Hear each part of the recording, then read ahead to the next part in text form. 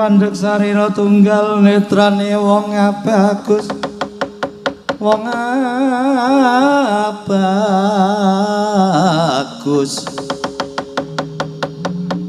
Esmunyo kamanungsan liringi koti kamantian ono kongas sing mawas leng-leng bronto leng-leng bronto Esmunyo anggendre manis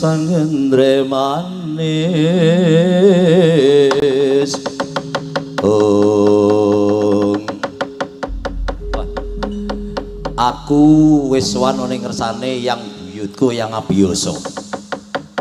Pertapane mau di Sabtu Arga. Ayo ge pisan iki aku sowan yang buyutku.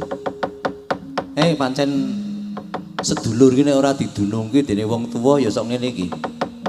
Ing atase aku ki duwe yang sing sekti, sing waskita kok ge pisan iki aku sowan. Aku didhawuhi tumuju ning Gunung Abromuka.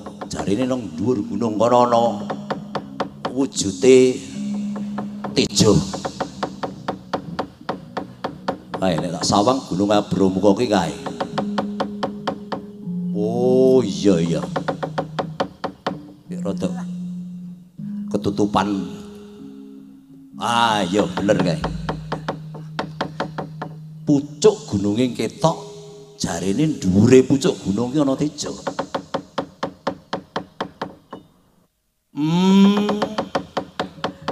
Pancen bener. Ngendikane yang biasa iki pancen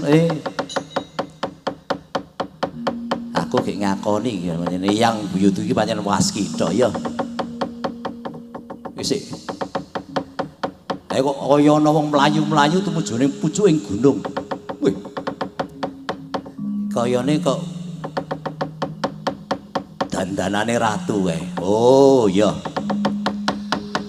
Mbok menawa kae ya ratu sing kepengin ngayunake Wahyu Tejamaya. Nek aku mlayu mrono mesti kedisikan ratu kae ya.